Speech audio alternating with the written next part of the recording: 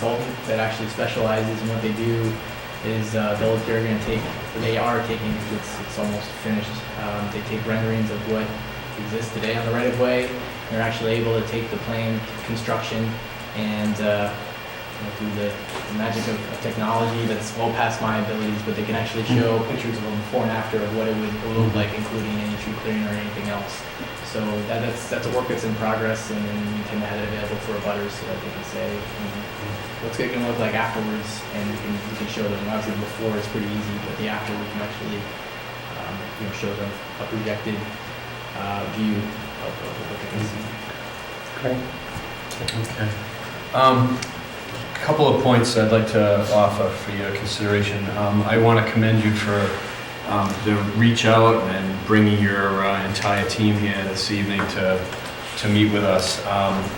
I would encourage you to make every effort you can to advertise and make known this February 12 meeting. It's just right around the corner, and if we've learned anything from experiences with other utility-based companies, the more public interaction you can have and explain what you're trying to do, the better off, both you as a utility proposing it, but certainly us as a community will be.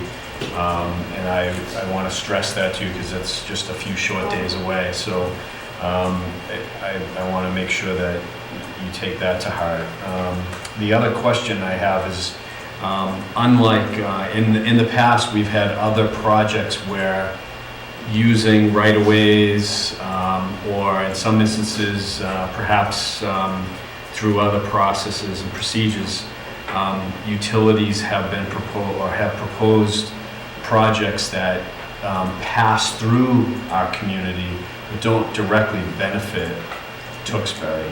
So the question that kind of came to my mind, obviously there's a financial implication from a tax benefit perspective, but if this is either ending or beginning, I guess it's ending, at a Tewksbury substation, and you were clear about talking about the differentiation between transmission and distribution, do Tewksbury residents from a distribution perspective benefit directly from this change, or does it terminate Tewksbury and disperse to other locales, and the residents of Tewksbury don't receive a direct benefit? That's a very good question. So the first point I would say is from a distribution perspective, we're not doing anything directly from distribution in the community. However, I mentioned that this line will terminate in Tewksbury. There's other projects that are part of the solution as well. So there's projects in different parts of the region. There's a new cable proposed from Woburn to Wakefield, and Wakefield down to Boston. So Tewksbury is not the final termination of all the upgrades, and it's everything north or south of Tewksbury. It's part of a larger solution that comes through the whole area. And Tewksbury was part of this study that I mentioned as far as the northern Massachusetts, southern New Hampshire study. So in terms of a benefit, again, it's a regional benefit that benefits everyone in that area as far as the transmission problems that could be happening in the future. And just my last question, is there any, I assume the capacity's increased, is there any added health risk or EMF exposure basis that impacts people who are abutters? No, that's a very good question. And the National Grid has closely followed EMF over the last few decades. It has become an issue raised by stakeholders. What I can say is that today there's nothing scientifically that's shown any significant health impacts from transmission EMF. But specifically for this project, we will have an expert that's going to analyze the EMF that's going to be created by this project and model that, and we'll be able to speak to exactly what we expect to be very negligible impacts as far as EMF goes. But this guy is a very smart person that's been doing this a very long time, that will be available also to talk to the EMF issue for anyone listening. Okay, great. I appreciate your responses to my questions. So the meeting on the 12th is at the Tewksbury Senior Center, and is that at 7 p.m. today? 6 p.m. What time? I think it's 6 o'clock. 6 p.m.? Okay. and we'll look forward to some more information on that Sure. as we go forward. So you started your comments with an invitation for questions and continued communication. So on behalf of my board, certainly, I appreciate the reach out this evening. We invite you at any point in time, if there's a reason in your mind that a continued discussion with us is necessary. It's a two-way street. Raise your hand and we'd be happy to meet with you. And certainly, I think through the town manager, we can express or continue to express any concerns or questions that we have on behalf of the community. Great. So thank you for your time. Thank you.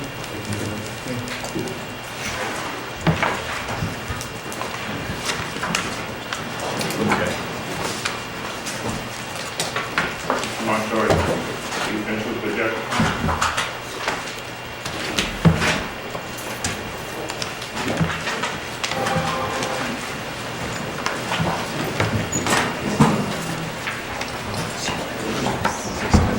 All right, we have a few other business items to tend to, and I'm going to take note that Selectman Wilson needs to leave the meeting. And I'd ask our secretary to just make note of that Mr. Wilson has departed the meeting for the evening at 7:40.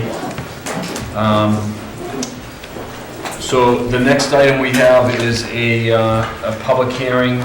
It's actually a rescheduled hearing for a poll petition.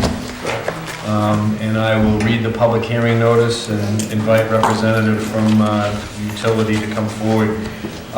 You are hereby notified that this hearing has been rescheduled by the Board of Selectmen of the town of Tewksbury. The hearing will be held in the Selectmen's Meeting Room, Temporary Town Hall, 464 Main Street at 7:30 p.m. on Tuesday, February 3, 2015. This involves a petition of National Grid and Verizon New England, Inc. to remove a tree guide at pole number 8 on Lake Street and install a new stub pole, 8-84, across the street from existing pole number 8, as shown on the attached petition plan number 178-25213. So this was on before, and for some reason we rescheduled it. I see a representative present, so if you could just introduce yourself, sir, and maybe give us the background on what this request entails. Yes, David Boucher, Senior Design Technician, Thank you, sir. out of North Andover, 1101 Turnpike Street. What we have here is a guy wire that's coming from one of our poles, pole number 8, and it goes into a tree currently. To resolve the removal of that, we need support for pole 8. And to do that, we're asking the town of Tewksbury to enable us to place that new pole 8-84 in the public way. And at that point, we'd be able to remove the guy wire from the tree and support pole 8 properly. And if the town sees fit, it would enable us to go forward with that project.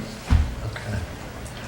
Have you had any feedback, any concerns registered by any of the neighbors in that area? Any concerns that we should be aware of? I'm not the engineer, but I did speak with the engineer, and he said he didn't say anything of any kind of response or any request by any of the neighbors, so. And Mr. Montoya, are you aware of any concerns by our public safety or public works department? I've heard none. Okay. All right. Anyone have any questions? Nice. Mr. Gay, go ahead. Just one quick question, is there a safety concern if everything remains the same and nothing is done?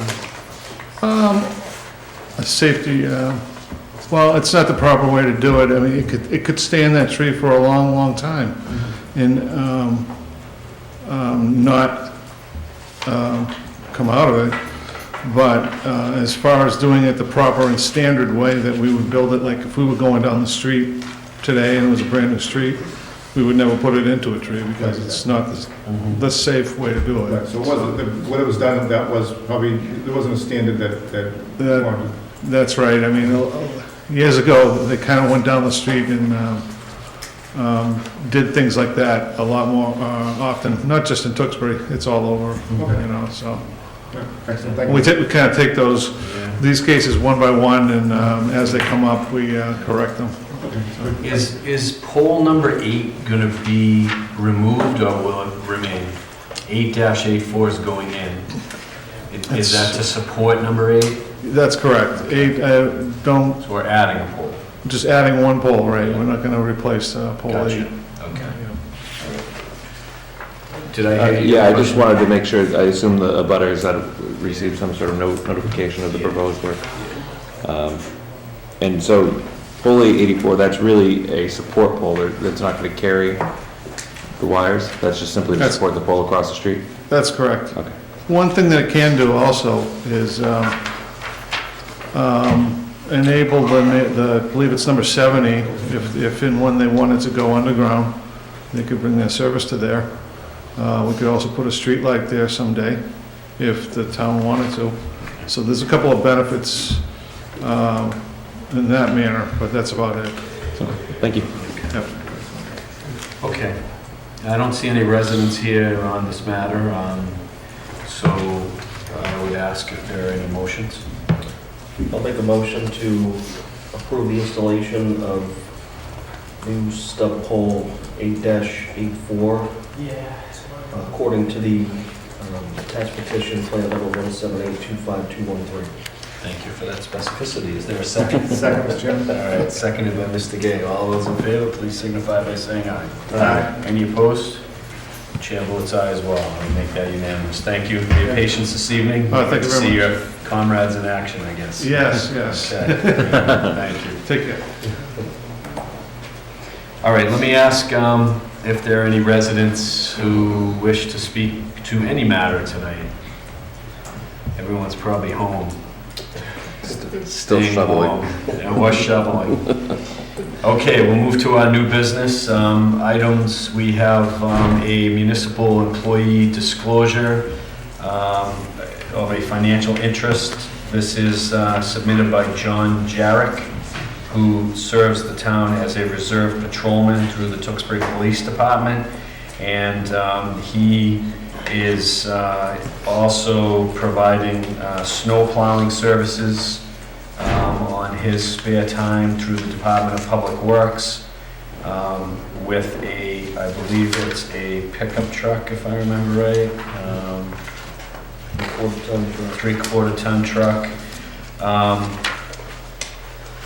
So it's been, that's been disclosed, and all of the substantiating documentation that public notice was provided and the position is required has been submitted as well. And I note that Senior Town Council Zarulis has also, as has been our pattern, reviewed this documentation and finds it in order.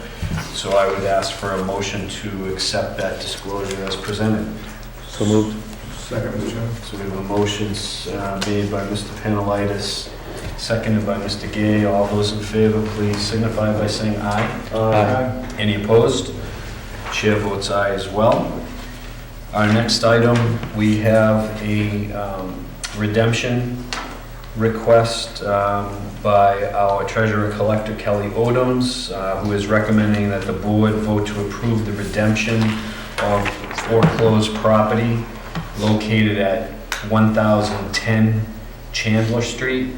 The town has received full payment and the property is now able to be added back to the tax receivable register upon the Board of Selectmen's approval. I'll make a motion to approve the redemption of the foreclosed property at 1010 Chandler Street. Okay, we have a motion made. Is there a second? Second. We have a second by Mr. Panelitis. All those in favor, please signify by saying aye. Aye. Any opposed? Chair votes aye as well. That would make that unanimous. Item number 7, this is a form filing for the Alcoholic Beverages Control Commission relative to the Tewksbury Wilmington Lodge number 2070 BPOE of USA, the Tewksbury Wilmington Elks. From by way of history, this is a filing to update the Board of Directors listing, and in no other way changes anything relative to their license as it pertains to a liquor license.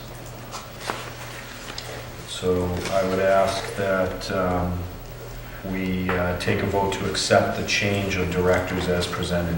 Make a motion to accept the change of the directors as presented. Second. Okay, we have a motion made by Mr. Gay, seconded by Mr. Wentworth. All those in favor, please signify by saying aye. Aye. Any opposed? Chair votes aye as well. With that, unanimous, 4-0. We'll turn the meeting to Mr. Montori for a few minutes. Thank you. Just a couple of things. It's that time of year to open the warrant for the annual special town meeting. I'd ask that the board open the warrants for both annual special town meetings in May. Open them immediately and close them. Originally, if we had met last week, I would have said close the warrant on February 27th, but since we've been delayed with snow, I'm going to bump it out to Friday.